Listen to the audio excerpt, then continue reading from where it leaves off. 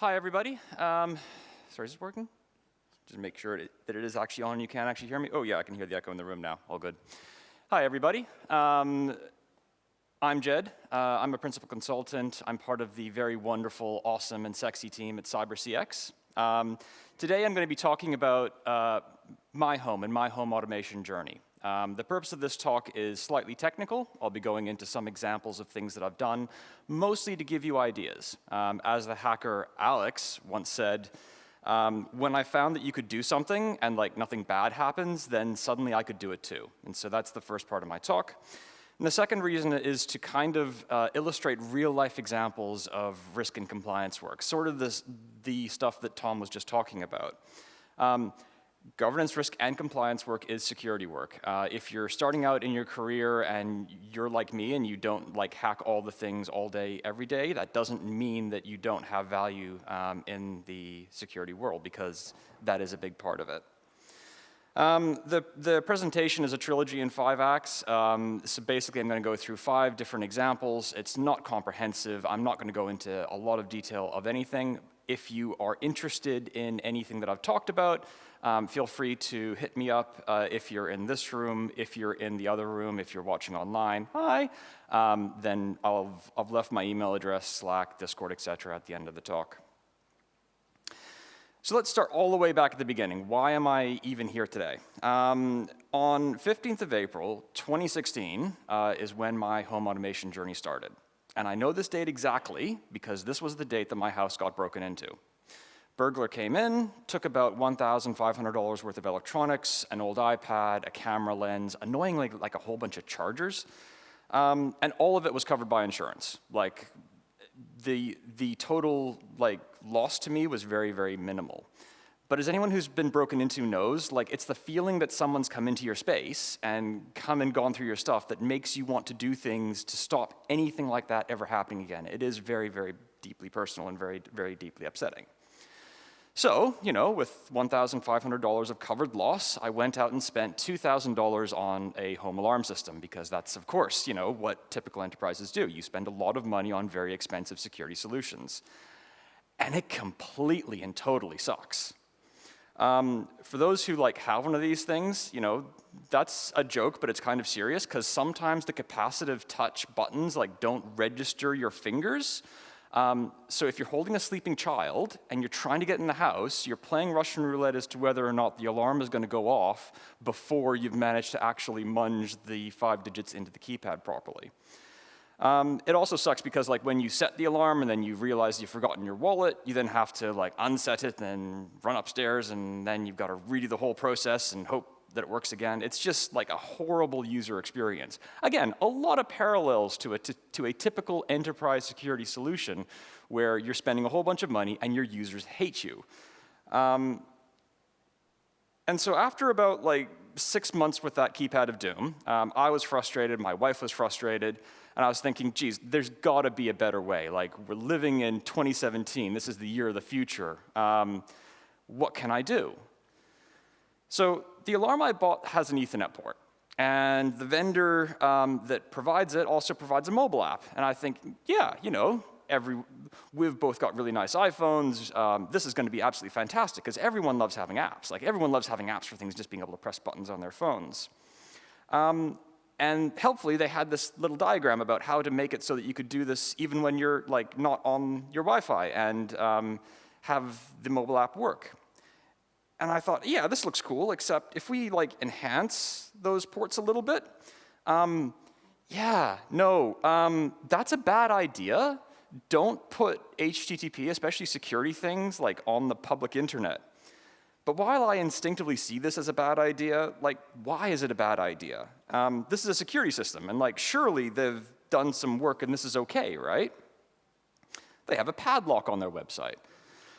Turns out they cooked up their own encryption algorithm and a nice little padlock logo and murmurings about HTML5, and like basically what they tried to do was make it easy for people to install these things and not have to worry about those pesky certificates. And they came up with their own encryption algorithm to like basically make it semi-secure, so it's sort of obfuscated. I'm not going to go into the technical detail. This is a very short talk. Take a picture. It lasts longer. Again, if you are into crypto, you know, come and talk to me afterwards. For those of you who haven't come across Bruce Schneier and Schneier's law, it basically says that, you know, anyone can build an encryption algorithm that they themselves can't break, but building one that other people can't break is a much harder effort. And so this is my example. I was reverse engineering the alarm system to try to, like, you know, be able to automate with it and be able to do cool things, and I saw this, and I went through the whole responsible disclosure process back in 2017.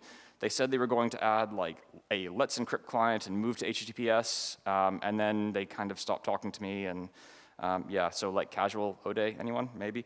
It's not like super bad, but it's bad enough to make me a little bit uncomfortable about putting this thing on the internet and just relying on it solely. But I can't just like shut down and hermit out and go, okay, well, you know, I'm just stuck with the keypad. I'm still frustrated. I still have to find a solution to my problem. So what can I do? Oh, yeah, you poor unfortunate souls. Taking a step back. So the way that we typically describe risk when it comes to security is describing it in terms of confidentiality, integrity, and availability. How these risks arise and how they affect you will be different depending on who you are and what you're trying to protect. And whether you can live with these risks really depends on how big the impact could be and whether or not you can mitigate those big impacts down using appropriate compensating controls. For me, my biggest risks are around the integrity of the system, making sure that I can rely on it to detect burglars and that it's going to notify me correctly every time, but also the availability, making sure that my wife doesn't have to call me up and say, hey, your wonderful whiz-bang system isn't working and now I'm locked out of the house and you need to come and fix this now.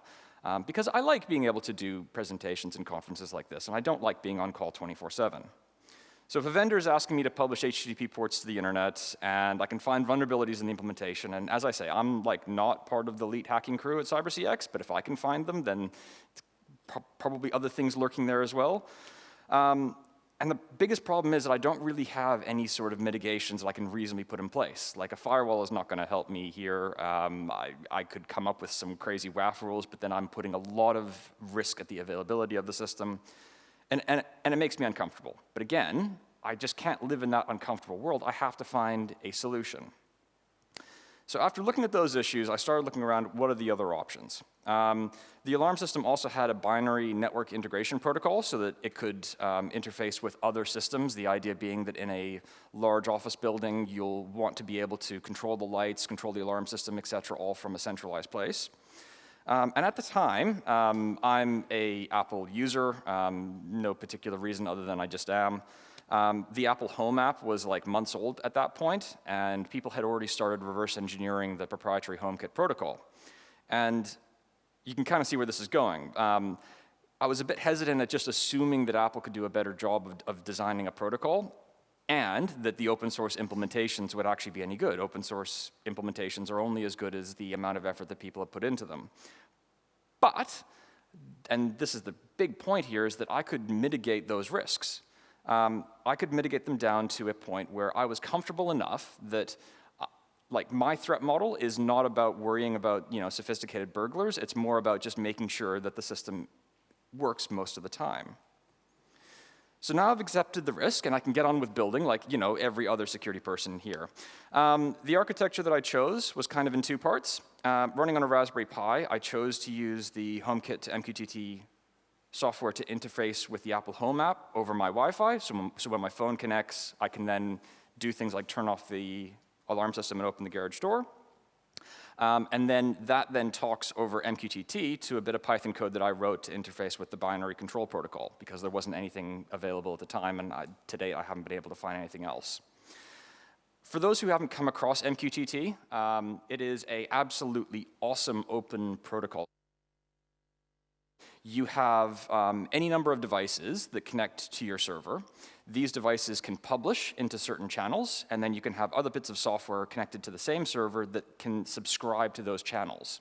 So it makes it very easy both to add more devices in the future without having to create a very complicated mesh integration pattern, but it also means that you can swap things out, and that will become important for reasons that you'll kind of see very soon.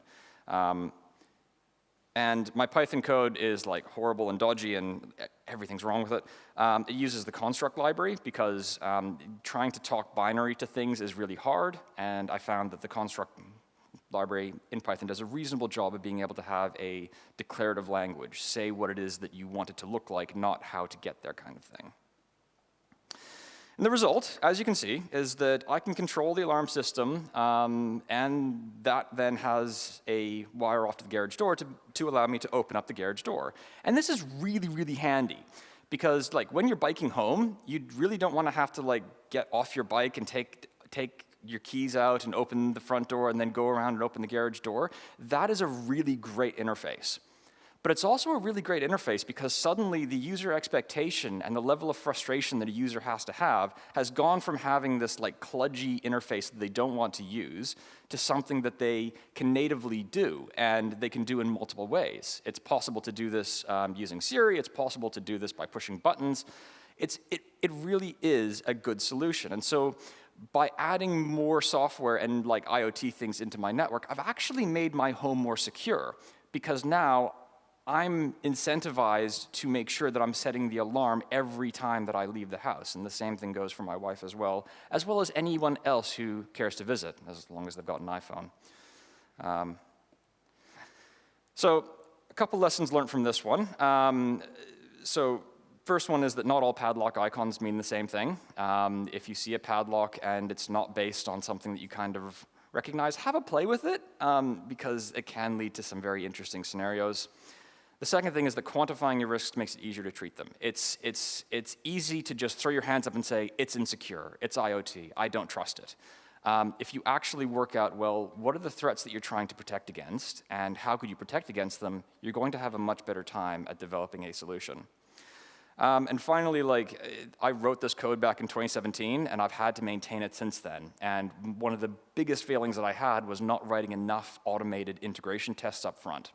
A lot of IoT devices, like this is why there are so many vulnerabilities, is because actually maintaining them going forward is really hard, because you can't remember what you did to make that thing work. And then when I had to do the migration from Python 2 to Python 3, I was basically just like opening and closing my garage door all night long, trying to make sure that it worked, because I didn't have an automated test bed where I could just plug it in and see if it was working. Not fun. So I'm not going to talk too much about these, because these are one of the more boring things, in my opinion. But there's a whole bunch of cheap, mass-produced smart devices out there. And almost all of these are manufactured by a single vendor called Tuya, who then provide white label products for companies to be able to slap their logo and rubbishy app on. One of my uni friends, Mark, hi Mark, wrote a great tutorial on how to use a vulnerability in the Tuya software that was on these devices to then load an open source firmware called Tasmota. You can do this without having to open up the device. You're not voiding any of the electrical safety certifications in doing so. It's just a really, really good idea. But unfortunately, Tuya, after many years, updated their firmware so that any new devices, which unfortunately ship with the same model numbers and everything, they can't have this vulnerability exploited in the same way, which is a bit sad. But the kind of key takeaway here is that actually, like, mass-produced devices, yeah, they are insecure, as Tom said. There's a lot of things that you have to get right, and unfortunately, not a lot of vendors actually get them right. But you can sometimes take these mass-produced devices, which you can go and buy from the Ghost of Dick Smith for like 25 bucks a pop, and make them more useful. Do your research. Have a good look around about what it is that you're trying to do and what's kind of out there. Don't think you have to make your own hardware for everything from the ground up. Now, jumping forward a little bit to May 2020, and just as we were leaving level 4 lockdown, my garage door opener got cabin fever and decided that, yeah, no, I'm just not gonna work for you anymore. Apparently, after 15 years of service, if you don't get the springs tightened in your garage door, like the actual motor doesn't do the heavy lifting, it just kind of opens and closes it. If you don't get your springs tightened every couple of years, you'll burn out the motor, and then this is what happens, and now you've got a brand new garage door opener to buy. Not great, which is fine. except the old opener had a 24-volt output that indicated whether or not the door was up or down, which is really, really useful so that if you accidentally say, hey Siri, open the garage door, and don't you dare do that, please, that you can then see whether or not you have actually done that or whether it's just ignored you. I was able to read the open and close status through the small optocoupler circuit. So an optocoupler is a device which takes, it basically creates inside the device a light on one side and then has a photosensitive resistor on the other. So you can take any sort of voltage input and then monitor it with any other device, including like a 3.3 volt or a 5 volt Raspberry Pi. But the new opener didn't have that output. So instead, it has a 24-volt output that indicates whether or not the garage door is moving, which is kind of helpful, but not what I actually want to know. I want to know whether it's open or closed. There's a bunch of different ways that you could solve this, but the way that sounded like the coolest bad idea to me was to tape something to the back of the garage door as opposed to like running a whole bunch of trunking and wiring all up and down. That is an accelerometer connected to an ESP8266. So the accelerometer works by detecting its orientation relative to gravity. So by taping it to the top of your garage door, if the garage door is open even just a little bit, that will tilt, and then that will be detectable. The BMA220 accelerometer that I used also has a handy interrupt so that I can put the ESP into deep sleep, not drain the batteries, until the garage door is moving, and then it wakes up, connects to Wi-Fi, talks to the MQTT server, sends a message saying, hey, I'm opening now. Those are 6 AA batteries, which has lasted for quite a while. I think it's about 8 months at this point on this set of them. I wanted AA batteries and not like a more powerful lithium pack because there's something about taping high explosive lithium to the back of my garage door, which like sometimes gets wet due to condensation, just seemed like a bad idea.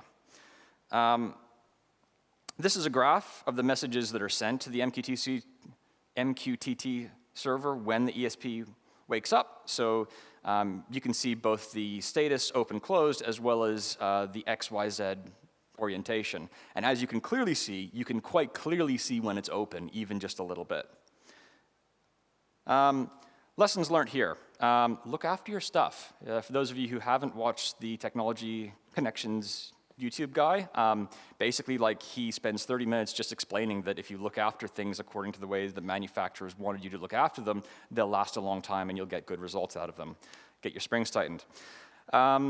And the second is to invest in those architectural choices up front. So because I'd put in place that MQTT bus, I didn't have to write any more code to make it work with my existing system. I basically just wired it into the existing channels and everything kept on working right away. Having that flexible point makes it possible to then, as I said, add devices, change devices, but also swap out components. I could swap out that front end if I ever went to Android for whatever reason. I like software updates, so I'm not going to do that, but you know, it's a possibility. Then, adding to the list of things breaking around my house, earlier this year my air conditioner stopped working, just as we were coming into winter. That sequence of lights apparently means the indoor unit can't communicate with the outdoor unit, and it's more than just a simple loose wire that's got disconnected. And also, apparently, a PCB replacement for the outdoor unit, again, this thing's about 15 years old, a PCB replacement was almost as much as just getting a whole new air conditioner, because there's something about COVID and the global supply chain problems that means that like, we've just got a whole bunch of problems with supply chain and parts aren't available anymore. And with the new one came the opportunity to hook it up as well. So there's an open source project. I've got a link in a further slide that interfaces with the CN105 connector on Mitsubishi heat pumps. It's been the same connector and the same protocol for decades, again, used in large commercial applications where you need to integrate multiple units together. Mitsubishi also sells like a device that you can plug in, which then talks to Wi-Fi, and they've got some cloud thing and application. That didn't sound nearly as fun as being able to like open it up and take another ESP8266 and then like wire it randomly in there. So naturally I did it, and that's me the day after it was installed with the cover off. I had disconnected the power first, be safe, everyone. And I had remembered to use disconnectable jumpers so that, ESP8266s are notoriously unreliable sometimes, and so if you need to be able to like swap it out or reflash the firmware, being able to do that without taking the whole unit apart is a great positive. And looking back on it, this was one of the top 10 stupidest things I have ever done in my life. Here I was with a brand new, expensive heat pump in the middle of a global pandemic with supply shortages, after waiting months for this thing to be installed, in the middle of winter, and here I was ripping it apart to plug in some dodgy electronics and run some code that I've never really reviewed and hope that it all works. And come to think of it, just because you can do something doesn't mean you should, and I'd forgotten to watch that movie before, attempting this one. The risks definitely outweighed the benefits. I hardly ever use this, actually to automate or as part of any sort of automation process. But I've got it there now, so I might as well leave it, I guess. But try to consider what your goals are and what it is that you're actually doing, and is it helping you to achieve those goals? Now, this is the point in the talk where if I were American, I'm Hamiltonian Canadian, I would put a disclaimer and say, do not attempt this at home. But I'm not, so just be safe. How to be safe? So when you're dealing with 240-volt outlets, WorkSafe have on their website the Electrical Codes of Practice for Homeowners, which details requirements for how you can safely repair your own electrical appliances at home. Read them. If you don't understand them, if you aren't completely comfortable that you know what you're doing, maybe don't try this at home, maybe. Definitely read the instructions before you get started. These are Shelly devices, which combine a relay and a switch input into something small enough to fit inside existing switch cavities. Here's two on my bench. The black one can control two outputs independently. The blue one can only control one of them. I was recommended these by other people that I worked with. Hi, Phil. Hi, Matt. Mostly because of the electrical certification markings that you can see on the bottom. I wasn't about to put random electronics in the walls of my home that I wasn't completely comfortable wasn't going to burn the place down. Two things that I kind of took for granted, and this is a bit of a side note. The first is that anything that has a Wi-Fi interface and can talk to the internet knows exactly where it is in the world. Because it can see Wi-Fi access points, not just yours, but the ones around it. And it can use open source databases like Weigel to work out exactly where it is. Depending on who you are, just maybe something to keep in mind, because I certainly didn't appreciate this until I saw my latitude and longitude and was like, hey, how did you find that? Yeah. And the second is that, by God, it's full of unencrypted HTTP.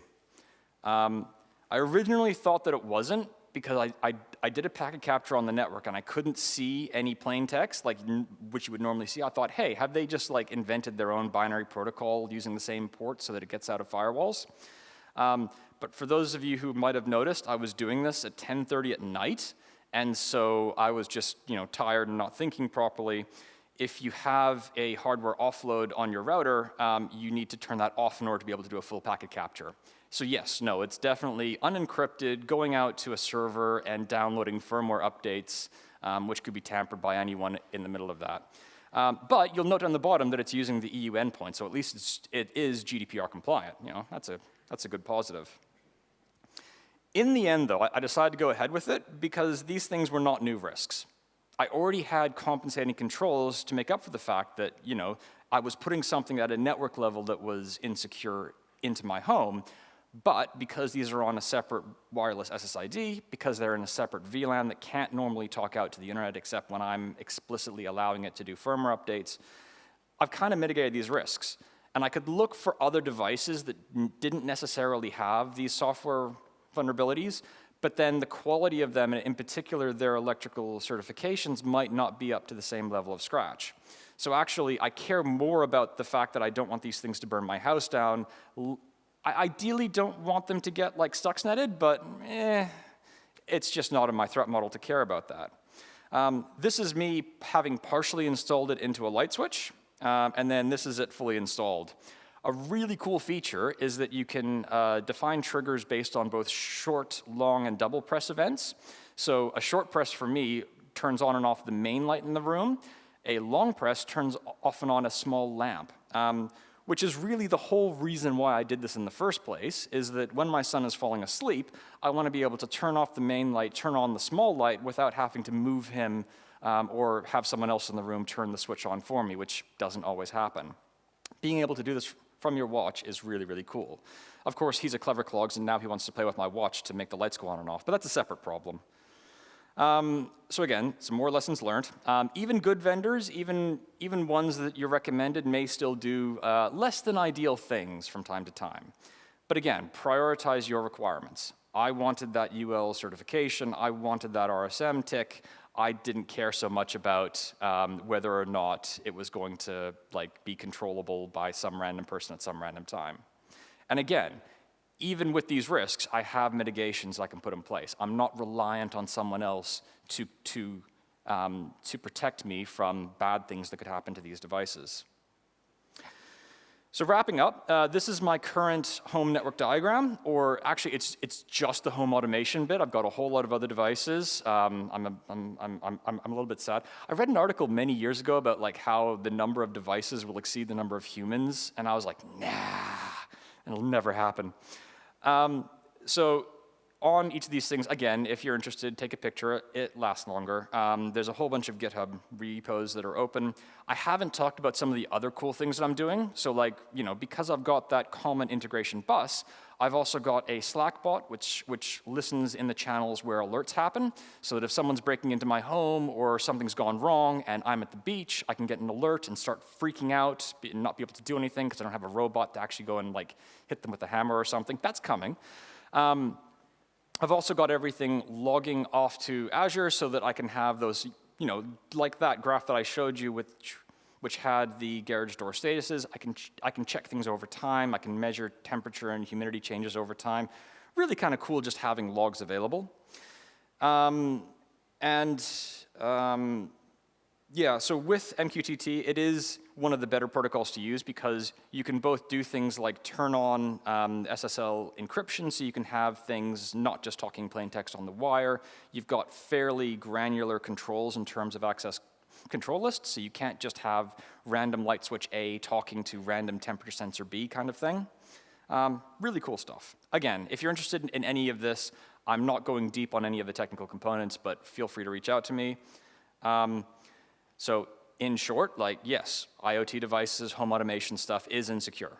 These are cheap and featureful and mass-produced devices. You're not going to get a high level of security assurance from them.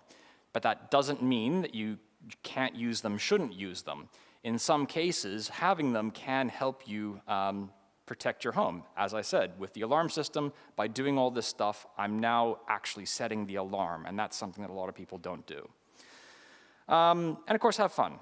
This stuff is coming, and there's going to be a lot of crossover between what people do in their homes, what they do at work over the next couple of years. It's a great idea to experiment in an environment where it's a lot more safe to experiment, as opposed to doing something for the first time in prod at a major customer. Finally, I'd like to give a big thank you to my wife, Beverly, for allowing me to tinker with things over the last couple of years. I know how frustrating that can be sometimes. Thank you. And that's it. That's me. Email, Twitter, Slack, Discord. Again, if you're interested in this, hit me up. And finally, in CyberCX news, this is a hacker conference. We have a hackathon going in about a month's time. If you're just getting started, if you want to actually have a sandbox environment and cash prizes, go and check that out. Thank you very much.